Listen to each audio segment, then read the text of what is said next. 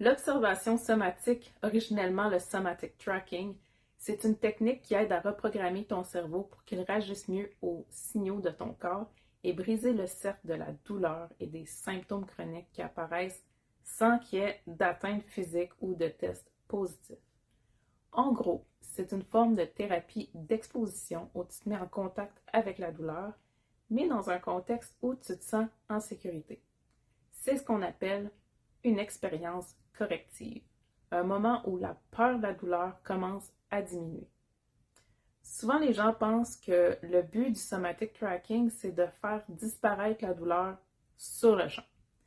Ça peut arriver, puis tant mieux quand c'est le cas, mais en réalité, l'objectif principal, c'est juste de t'aider à réintroduire la perception de sécurité au cœur des systèmes nerveux et limbiques. À long terme, l'intensité de la douleur va baisser et avec le temps, elle peut même disparaître complètement. Mais ça ne se fait pas du jour au lendemain.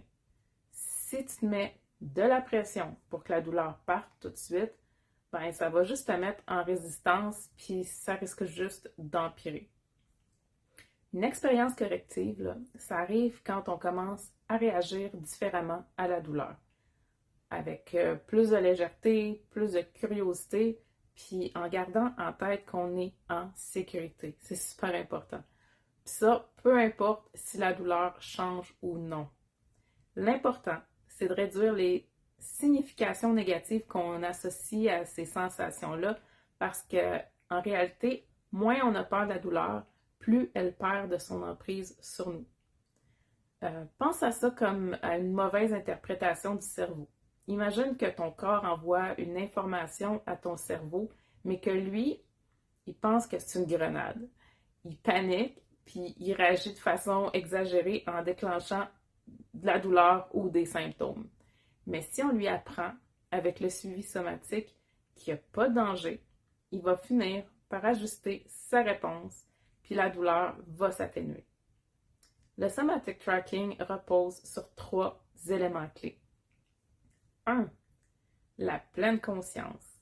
Ça veut dire être attentif aux sensations douloureuses, mais avec curiosité, sans jugement.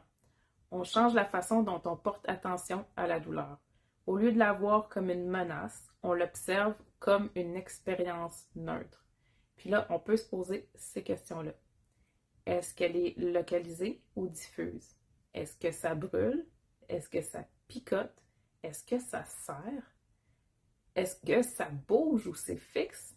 Est-ce que ça change d'intensité? L'idée ici, c'est que tu ne peux pas être curieux puis avoir peur en même temps. Donc, en amenant plus de curiosité, tu réduis naturellement la peur. Deuxième clé, la réévaluation de la sécurité. Ici, on va envoyer au cerveau des signaux clairs qu'il n'y a aucun vrai danger. C'est juste un mauvais signal, une fausse alerte. Tu peux te répéter des phrases comme je suis correct, il n'y a rien de grave avec mon corps, je ne suis pas brisé. Mon cerveau s'emballe, mais je vais bien. Là, tu trouves les mots qui te rassurent le plus et qui te font sentir en sécurité.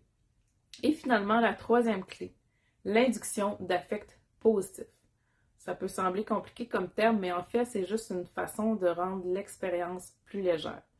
On cherche à alléger l'ambiance pour ne pas tomber dans une spirale de stress autour de la douleur.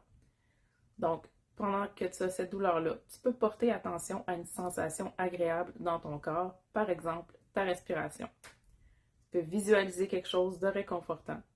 Tu peux aussi utiliser l'humour, regarde quelque chose de drôle, écoute de la musique qui te fait du bien.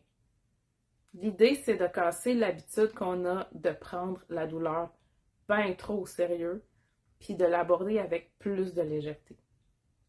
Le meilleur moment pour faire du somatic tracking, c'est quand la douleur, elle est de légère à modérée. Si elle est trop intense, ça risque d'être contre-productif parce que tu vas avoir du mal à ressentir de la sécurité. Dans ces cas-là, vaut mieux faire quelque chose qui te détend, comme prendre un bain chaud, utiliser une bouillotte ou regarder une série que tu aimes. C'est sûr que ces actions-là vont pas aider à réparer ton corps, mais ça peut l'aider à se calmer Évite par contre de regarder des images, des histoires ou des nouvelles qui sont anxiogènes pour ne pas ajouter inutilement du stress à ton organisme. On évite de scroller sur notre cell aussi. Donc, si tu n'as pas de douleur ou de symptômes, ben, tu n'as pas besoin de faire le suivi somatique à ce moment-là, mais essaie le plus possible d'écouter les besoins de ton corps et d'y répondre dans un délai bref. Que ce soit de boire un verre d'eau si tu as soif, d'aller aux toilettes ou de corriger ta position si elle est mauvaise. Sinon, profite de ce moment-là sans symptômes et prends un bref moment d'arrêt pour apprécier. Ce simple geste-là, c'est vraiment un excellent exercice de neuroplasticité qui aide aussi à recabler positivement ton cerveau vers le bien-être. Bon, comment tu peux l'intégrer dans ton quotidien? Tu peux pratiquer le suivi somatique dans n'importe quelle position ou activité. L'important, c'est que la douleur soit à un niveau léger à modéré, que ce soit en marchant, en étant assis, en t'entraînant ou même en étudiant. C'est une façon d'entraîner ton cerveau à réagir différemment.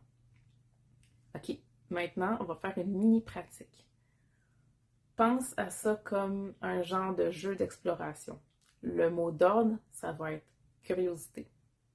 Explore ton corps et ses inconforts comme si c'était des objets neutres. Fais pareil avec tes sensations.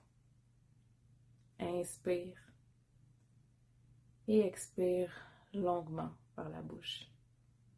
Observe ce que tu ressens et détends-toi plus à chaque expiration. On ne va pas appeler ça de la douleur pour l'instant, c'est juste une sensation.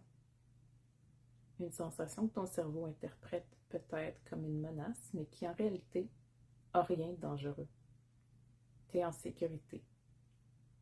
Continue d'observer sans essayer de faire disparaître, sans te crisper.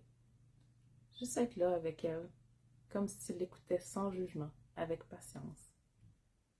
Rappelle-toi que ton cerveau apprend en fonction de la façon dont tu réagis.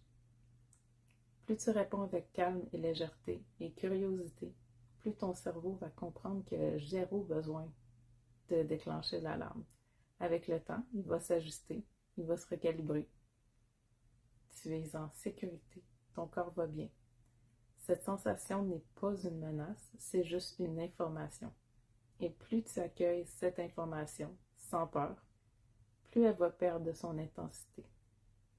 Donc, respire encore une fois dans ton ventre profondément. Expire, laisse-toi aller. Sois patient avec toi-même. Voilà.